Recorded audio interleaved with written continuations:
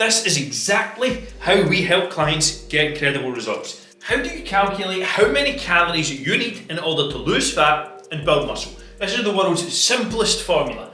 So your calorie goal is really simple. Take your goal body weight in pounds and times it by 12. So if your goal body weight is 200 pounds, then that's times by 12 equals 2,400 calories. Now, the other important part of this equation is protein. You need to be eating an adequate amount of protein if you want to lose fat, build lean muscle and stay healthy. So take your goal body weight in pounds, times it by 1. So that is 200 grams in this example.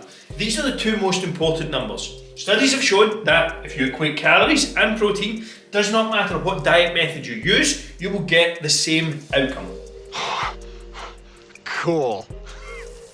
Now, that's all well and good having this formula, but what happens with most people? You go off track. So how do you guarantee results? Let me get into the 3 steps that you need in order to go through to guarantee you succeed and never hit a plateau. You have the calorie targets and the protein targets, but what do you actually do with them? Don't know if you've experienced this, but this is a very common thread.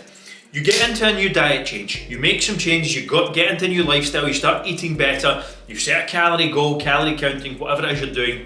You get some initial progress for 4 to 6 weeks. Then what happens? You hit a plateau and you get nowhere. What is it? It's called nowhere.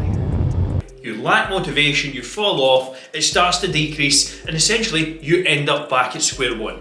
This is exactly how you avoid that. This is exactly how all of the clients on the screen right now have made an incredible life-changing transformation. You must go through these steps if you want to be successful. The 3 steps are plan, adjust, and analyze. Now, the first step is plan.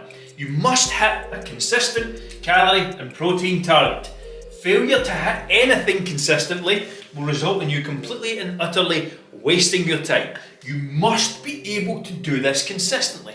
If you can't do it consistently, don't start. Whether you're following a meal plan, whether you're tracking macros, it does not matter. If you cannot do something consistently, you need to find another approach. If you don't know where to start with it, we do have a free meal plan in the description below, so go and grab it. It will remove some of the guesswork around what to eat, how much and when. The second portion of this is analysing. This is where most people go wrong. Again, you may have experienced some results for 3 to 5 weeks, etc., but you get stuck. Where do I go? What do I do? What do I need to do next? You must analyse. First and foremost, are you making progress? Did your waist measurement go down? Did the scale move? If they did not, then of course you're not making progress.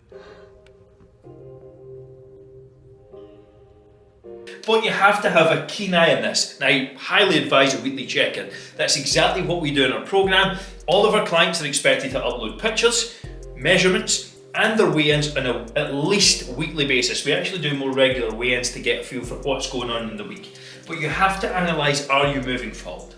Let's say you do that on a Friday every single week.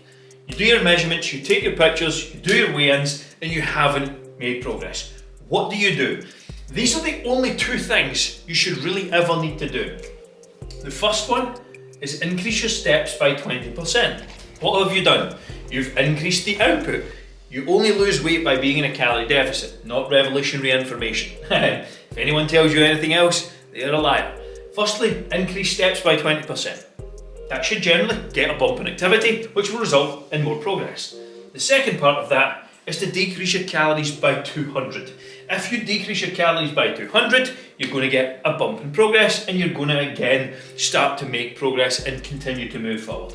Do this week 1, do this week 2, every time you hit a plateau, essentially, and just rotate these. So if you don't hit a plateau in week 3 and 4, keep going at it, but essentially, you want to rotate these each time. This is exactly how we help clients get incredible results. Nothing more, nothing less. Don't overcomplicate it. Stick to this process, you will get results. Set your targets with the formula I showed at the start, because it is nothing more than a starting point. It's not the end goal, it's not going to get you all the way. You are going to hit plateaus, it's perfectly normal. You have to analyse, you have to adjust. Failure to do that will just mean you constantly spin your wheels. Now, off to the side is going to be the next video, which is the 5 easiest ways to lose stubborn belly fat. Go and check it out if you enjoyed this video. See you all in the next one.